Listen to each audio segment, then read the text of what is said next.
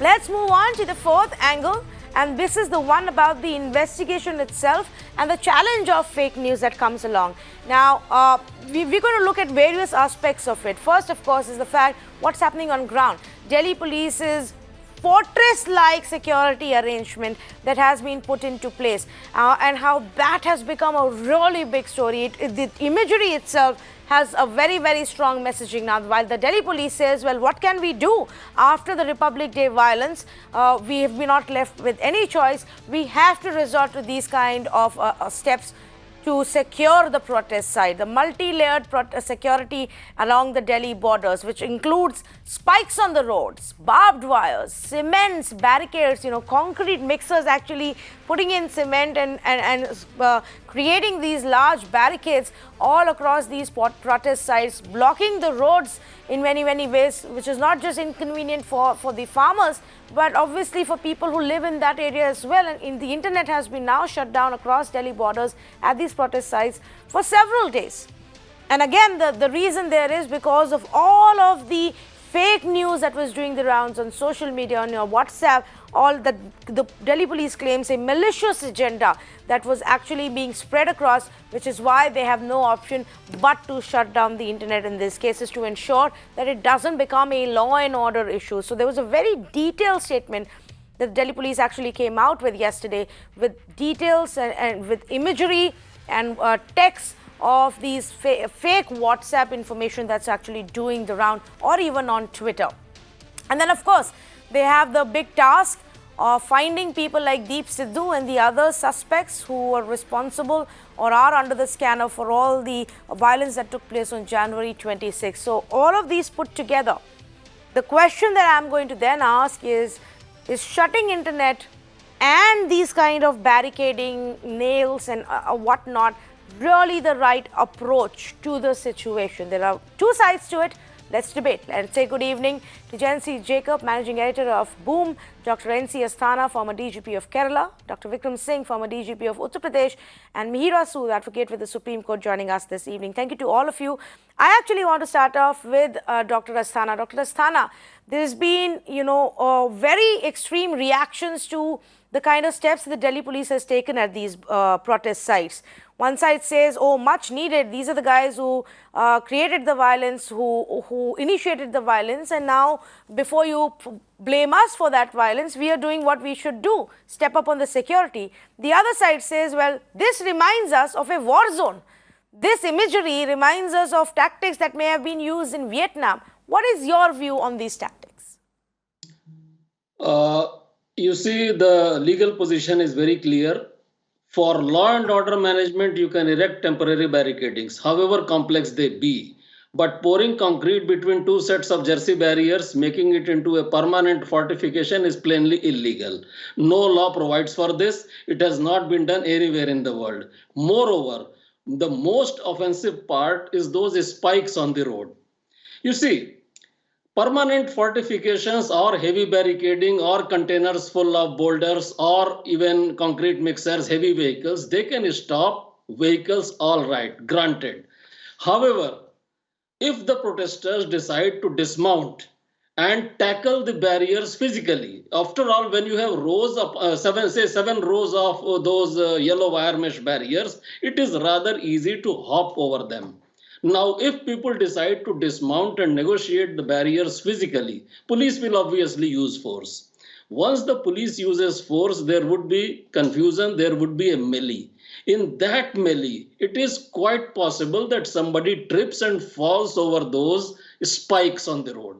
He would get impaled. That would be utterly inhuman. In fact, this sort of thing has not been done anywhere in the world, and by an extension of the logic, it can be argued that tomorrow you would argue for laying an anti-personnel minefield.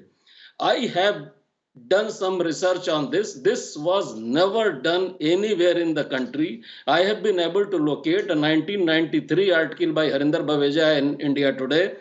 That article refers to government steps to foil a BJP rally in Delhi.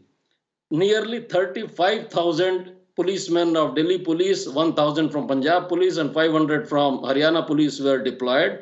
That article mentions that perhaps for the first time, concertina wire was used in Delhi. This might be the second time. Okay, I can pardon even the concertina wire, but planting those stakes on the ground, which could potentially impale and threaten the life of a man, is absolutely condemnable. It is illegal. You cannot even dig up moats. I mean, you have dug up the roads. That thing cannot be allowed. In fact, as I wrote in an article in The Wire on this, fortifications are feudal in character. They do not have any place in a democracy. If we insist on fortification, it means that the system is either afraid of the people or regards them as potential enemies. That sort of thing cannot be done. There are numerous ways of dealing with protesters. I mean, okay. You saw imagery of people holding iron pipes in the manner of knightly swords, a double-handed sword. Yes. That is plainly illegal because it has not been approved by anybody. An argument that the protesters had swords and hence we are obliged to use such barbaric weapons is plainly wrong, because as the judgment in the case of the Commissioner of Police versus Commissioner of Police Calcutta versus Acharya Jagdishwaranand Avdhoot of 2004 judgment, it lays down detailed lines about how processions must be regulated, what things can be carried in a procession, and so on. Okay. How did you allow swords to be taken out in the first place? I mean, you cannot allow a mistake to take place and then respond by a greater mistake. Okay, so let me pick up that point, because this has actually been also said as a defense to what is being done now, Mr. Vikram Singh, to say, well, you blamed us and you questioned us when things went out of control on January 26, when we allowed the farmers to protest, when we let them in, and then you questioned us as to how the violence took place. So here we are, and we are doing what we deem best to ensure that nothing more untoward takes place if there are anti-social elements that have gone into these protest sites. Could there have been another way of doing the same thing? Well, of course, Tanvi, there's always a best and a professional way of doing everything. It is like curing a headache by chopping off the head. I would say that, yes, Section 144 of the Criminal Procedure Code, number 1, laid down the 37 conditions which all the farmers and every party was supposed to abide by, did not happen. There was mayhem and violence, yes. But I would fault the law enforcement agencies. Why did they not come down by the non-lethal alternatives and contain the situation? They should not have been mute spectators to the mayhem and the violence and the assault on the police personnel leading to the injury of 394. I have been in handling situations much, much worse than this. And there have been situations that the police have it in them. They have the training, the wherewithal, the riot control equipment and the drills. And that is what the riot control drill is all about, to get the better of the rioters. And the secret of that lies in quality, actionable intelligence. Round up the first 500, the think tank of the agitators, and you have solved the problem by 90%.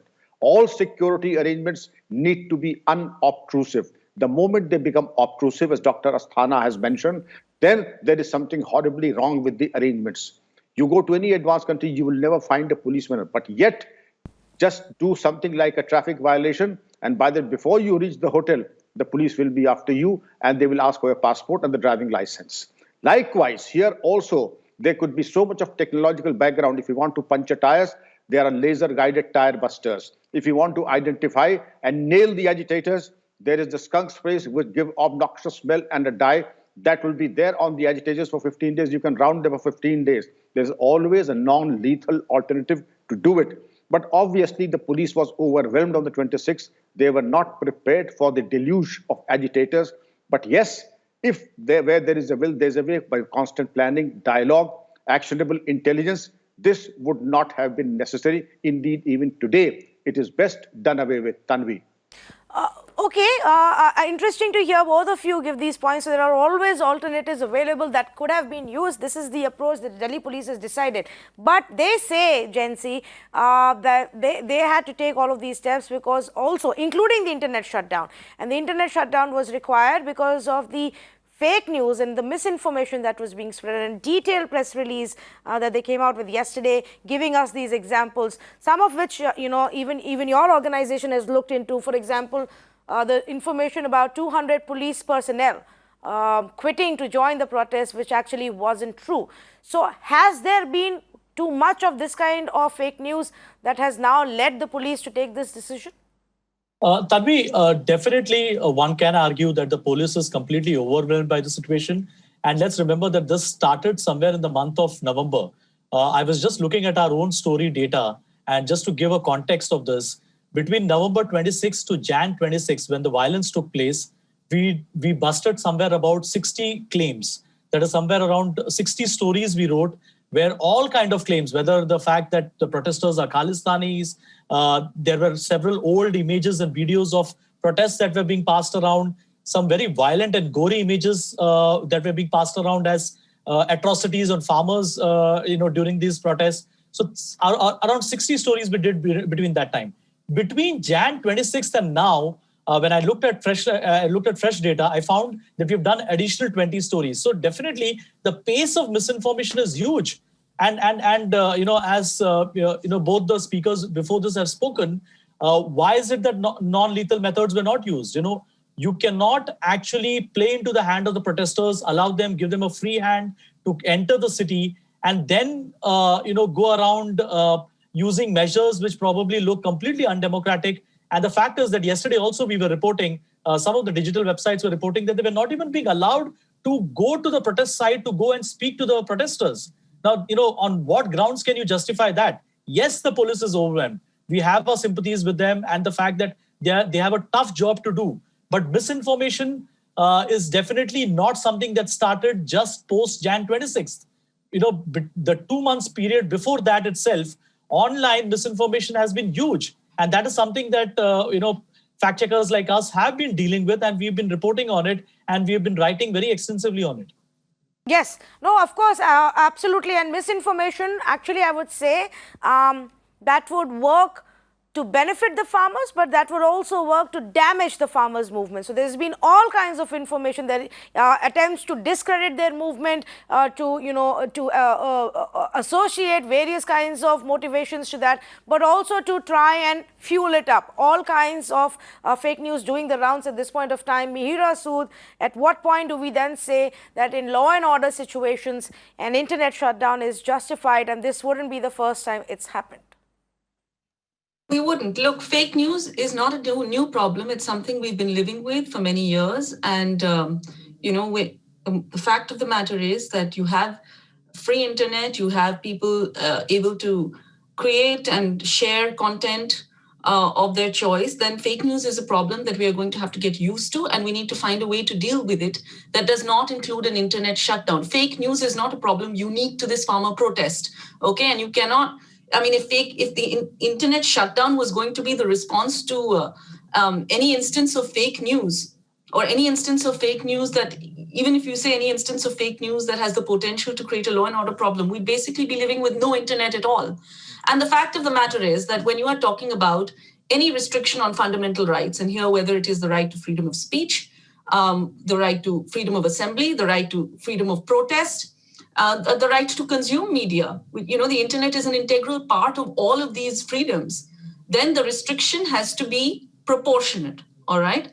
That is that just because it is one of several options available does not mean that it is the first one you jump to. That is not the law. The law states that the restriction that has to be opted for by the government is the one that is the least, most minimally invasive restriction. That is the only kind of reasonable restriction that meets the test of proportionality, right? And here you are talking about violating fundamental rights, not just these political freedoms, but also, basic things like access to sanitation, access to medical care. You're literally blockading them. And not to mention, that you have a government causing premeditated damage to public property. This is really unheard of.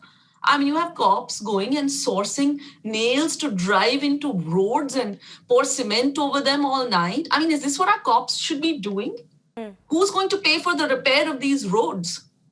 That's our taxpayers' money. Why is nobody even talking about how can a government destroy its own public property that it is the custodian of, right? And then when you fundamentally, when we talk about, when we talk about how to deal with agitators and how are the police to deal with agitators, the police are not acting in a vacuum. The Delhi police take their instructions from the Home Ministry. This is a political thing. So the question is, if you want to deal with agitators, why even, the gentleman who spoke before me was talking about ways to round up agitators and using intelligence and things like that. But why do we even need to go there? Why can't we simply engage in dialogue if these farm laws are supposed to be beneficial to farmers and the farmers don't think so? Yeah. No, Then so of course, clearly that's there the is larger something very point. wrong, and there is a reason agriculture is a state subject. Yes, You may absolutely. say No, so it is at the end of the day, farmers in the one- government's there's a reason responsibility. agriculture is a state subject. So why, it just shows a complete lack of generosity on the part of the government, which is reflected in the actions of the police. A complete lack of, a sense of taking everybody along. Okay, This is no, so just- Mihira, we have let me take decided up that we point, will and run I it just down want the to say, courts. I agree with you, the responsibility is with the government to speak to the farmers and to come up with a resolution No, but also and to a direct the solution. police, also to That's direct not the the police's job. The police's job will have to be at the end of the day to maintain law and order on ground. Now, But of we course, know there is a that- debate we on know how as a they do matter of it. fact that the police take their instructions from the government. They don't do anything without taking their instructions from the government. Of course, that is the reality of every country, including us. So let me pick up the other point that you made and take it back to Mr. Vikram Singh first and then to Mr. Asthana about what does the police then do in such a situation. A law and order situation has now been created. We know that. We've seen for whatever reasons and whoever instigated the crowds on January 26th and then 2 days later at the Singhu border when these so-called locals but counter protesters of some kind landed up there and there were clashes between the two sides and that became a problem. And so now the police uses these excuses to resort to these tactics, Mr. Vikram Singh. But is there any other option to curb insinuating propaganda apart from internet shutdowns? Internet shutdown, it can be the last resort only for a short while. But giving 2 quick points. Number one, obviously, police does not operate in a vacuum. They do get instructions from the Home Department, legitimate instruction via a chain of command. Let us make no mistake about it. Secondly, it is a part of standard police operation, not only in India, but the world over. Actionable intelligence on the basis of ground reality. Negotiations take place, track to diplomacy takes place, but one would be living in a fool's paradise if one were to let go of the basic police functions, and one of them is actionable intelligence on the real troublemakers and the criminal elements within the agitators. Not to do that would be quoting the recipe of disaster. Now, coming back to the internet part, there was a time when somebody said that if you have to handle agitation, shut down all the petrol pumps so that nobody gets gasoline for the next 48 hours. That is a very shoddy and a sloppy and a stupid way of doing things.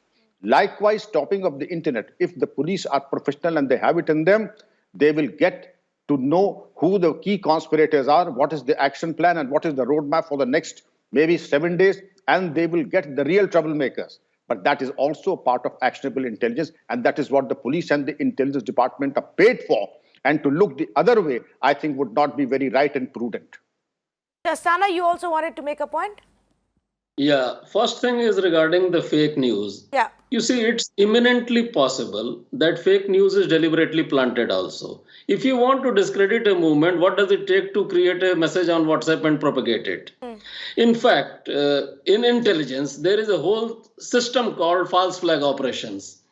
You can Google it and read on false flag operations. One of the classic examples is the Reichstag fire in 1933, when the German parliament building was burned by the Nazis themselves, and they blamed it on the communists and used it to imprison all the communists or shoot them down and suspend all civil liberties till May 1945. In fact, yesterday Times of India reported that the CPI Maoist has also owned up its hand in the protests. You see, it's like this. It's like the Israeli embassy Pataka blast, which was owned up by a hitherto unknown organization called Jaish ul Hind.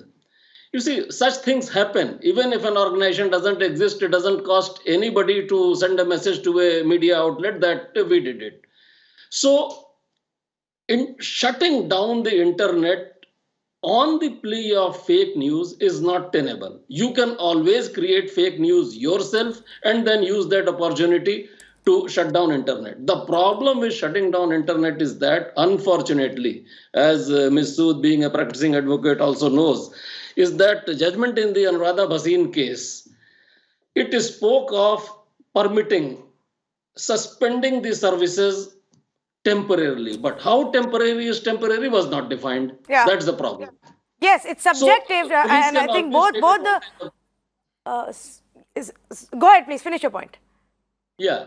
So in that judgment, because how temporary is temporary was never defined. In the subsequent case also, in that Foundation of Media Professionals versus Union Territory of J&K in May last year, once again the issue was not deliberated upon on its merits. So as far as the strict legal position is concerned, the police or the system can exploit it to their advantage. We can always, actually the Anuradha Bhasin judgment was misinterpreted in several media outlets that the Supreme Court has said that internet is a fundamental right. No, it was not said so. But unfortunately, because they did not define how temporary is temporary, so police can always use it to their advantage. As Vikram Singh Saab said, the fundamental problem lies that we don't have intelligence. There is no reason to believe that if there is a crowd of, I would not use the word mob, if there is a crowd of, say, 25,000 people, there would necessarily be some lumpen elements amongst them. You should have intelligence on them, and furthermore, there, as Ms. Sood was saying, there should be a process of dialogue. Why can't we talk to the people ki dekho bhai, if you have to take out procession, you have to take out only in such and such manner. In fact, permitting a procession of vehicles itself was fundamentally wrong. Only a procession on foot should have been allowed. Correct. And that vehicles like tractors which are 2-3 tons heavy. I mean, tomorrow if there is a strike in the mining sector, would you allow a procession by those 12-wheel dump trucks? Or if there is a strike in the construction sector, would you allow a procession with cranes on the roads of Delhi? Yes, you commit a fundamental mistake and try to correct it by another mistake. Well, actually, we even pointed this out at that point, and we said it's not just a mistake on the part of the administration and the police, which probably didn't have a choice and had to say yes because the orders came from elsewhere, but even the farmers, they could have simply maybe decided to do a more symbolic rally, get 2 tractors, a few protesters, so that they are under your control. Now, the farmers decided to bring in thousands of them, and then at some point lost control, the leaders lost control of their own guys, and some of them went haywire. That now being said, the point that the 2 police experts have said here, Mihira, is that yes, while internet shutdown is a method, it can only be temporary, but there isn't a definition to what temporary is. So at the end of the day, it's still left to the discretion of the law and order machinery. Part of the problem is that our law and order machinery is not properly educated as to our fundamental rights and jurisprudence, that the Supreme Court has laid down on what constitutes a reasonable restriction on these fundamental rights, that they've laid down over the decades. Right? Very often, and we say this often enough in our country, when it comes to any kind of, whether it's a shutdown or whether it's a pre-trial arrest, the process lies in the punishment. It doesn't even matter for our law enforcement machinery a lot of the times whether or not it results in a conviction. Right? They've got what they wanted, which is to prevent the protest, or to obfuscate, whether it is what the politicians want, which is to obfuscate an issue, create this kind of narrative of law and order or fake news, or public disturbance, which may quite possibly have been instigated by they themselves, and create this kind of narrative, obfuscate the issue. Focus instead of focusing on the fact that these farmers have been protesting and staying in the cold on those borders for months on end peacefully. It's obviously, as somebody else said, it's natural that after months and months of doing that, not being heard, not having any meaningful discussion where your demands are taken on board, you are the primary stakeholders in this legislation. That doesn't happen. Yes, some elements may get frustrated. Now, whether the events of January 26th was as a result of these elements getting frustrated, as a result of plants by the government wanting to discredit these protests, or a combination of the two, time and a fair investigation, if that ever happens, will tell. Yeah. Right? But the fact remains that you were waiting for the pot to simmer over. Why didn't you do something to stop it before it reaches this point? Yeah, absolutely. Okay, I take the point that you're making. I just have very quick one last question for JENCY as well on it, because JENCY, and this is actually a debate or a dilemma that happens quite often when there are law and order situations, to say that, okay, there is enough evidence to suggest false propaganda, fake news, misleading information, and we are directly tying it to the violence that's happening, and so we're going to use the internet shutdown method. What is your view of if there is also evidence to suggest it's not always because of the fake news, but elements on ground actually which finally lead to it? Well, that's one way to look at it, Tanvi. But I sometimes worry about the priorities, of our government. It took a pop star to actually tweet something for all of them to jump on her and probably run a parallel marketing campaign here by involving all the celebrities. For weeks and weeks, we've been doing stories where we've been saying that the noise online has actually got extremely shrill. When you have celebrities, writing tweets, alluding to the fact that the protesters are terrorists, that they are Khalistanis, you don't use words like Khalistanis that lightly, because at the end of the day, you're also creating that kind of hatred in the section, among the people, about a section of society who are out there and who have identified themselves as possible victims of these new laws. Now, whether they are right or not is another question, and that can be debated. But the government, which is feeling so shrill about passing, sending notices to platforms, telling them that why did they unblock accounts? What have they been doing about possible, members of, who probably support their party, and when they were passing on all these kind of tweets, online? Also, on January 26th, this is a story that again Boom had done and several others had also done. There were Twitter handles who were also alluding to the fact that there should be a genocide, and the fact that this is a day we are missing Indira Gandhi, trying to link it back to the 1984 incidents that have taken place. Now, where is the government and where are the people who are feeling so offended about things that are, about a global outrage, when these kind of handles are passing misinformation or probably spreading hatred? Now, that's the question that one needs to ask. What happened on the ground is something which is very visible. But what is happening online, and who are the people who are using these anonymous accounts to tweet? That's a question also that the government should be paying attention to. Absolutely. But, in fact, I would say that none of us should be paying so much attention to all the celebrity surround sound that's happening. My first reaction as well, when some of these celebrities in India started tweeting, was, well, was this the first tweet, or did they tweet earlier when our farmers have been sitting on at these protest sites for months together?